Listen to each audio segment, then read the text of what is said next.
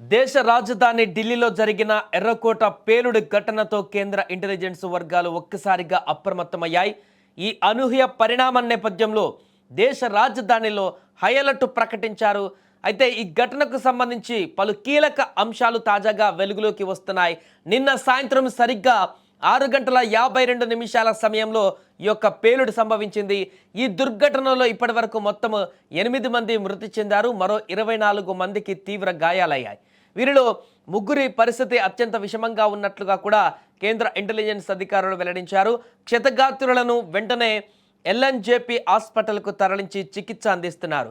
పేలుడు ఎంత భయంకరంగా ఉందంటే చనిపోయిన శరీర భాగాలు అక్కడ చెల్లాచెదురుగా పడిపోవడంతో పాటు ఏకంగా 10 వాహనాలు, చుట్టుపక్కల ఉన్న దుకాణాలు కూడా పూర్తిగా ధ్వంసమైపోయాయి.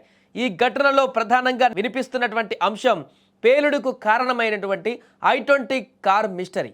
ఈ యొక్క కారును రెడ్ ఫోర్ట్ సమీపంలోని పార్కింగ్ స్థలంలో నిన్న మధ్యాహ్నం 3 గంటల 19 నిమిషాలకు నిలిపి ఉంచారు. దీనికి సంబంధించిన విజువల్స్ కూడా మనకు కనిపిస్తున్న స్క్రీన్ మీద తాజాగా ఆ కారుకు సంబంధించిన సీసీటీవీ ఫుటేజ్ కూడా బయటకు రావడం జరిగింది. ఆ కారులో ఉన్నటువంటి ఒక వ్యక్తి, డ్రైవర్ కూడా అందులో కూర్చున్నటువంటి దృశ్యాలు కూడా మనకు స్పష్టంగా కనిపిస్తున్నాయి. ప్రమాదం జరగడానికి కొద్దిసేపు ముందు వచ్చినటువంటి విజువల్స్ అవి. ఆ ప్రాంతానికి వెళ్తున్నటువంటి సందర్భంలో అక్కడ కారులో ఉన్నటువంటి వ్యక్తి మనకు స్పష్టంగా దాంట్లో కనిపిస్తున్నాడు. ఇక పార్కింగ్ స్థలంలో నిన్న మధ్యాహ్నం 3 గంటల 19 నిమిషాల వరకు కూడా నిలిపి ఉంచారు. దాదాపు 3 గంటల పాటు కారు అక్కడే ఉంది. ఆ తర్వాత సాయంత్రం 6 గంటల 48 నిమిషాలకు అది పార్కింగ్ స్థలం నుంచి బయలుదేరింది. కేవలం కాసేపటికే ఈ యొక్క భారీ పేలుడు సంభవించింది. 6 గంటల 48 నిమిషాలకు బయటకు రాగానే 6 గంటల 52 నిమిషాలకు ఈ యొక్క పేలుడు సంభవించింది. అంటే కారు బయటకు వచ్చినటువంటి 4 నిమిషాలలోనే పేలిపోయింది.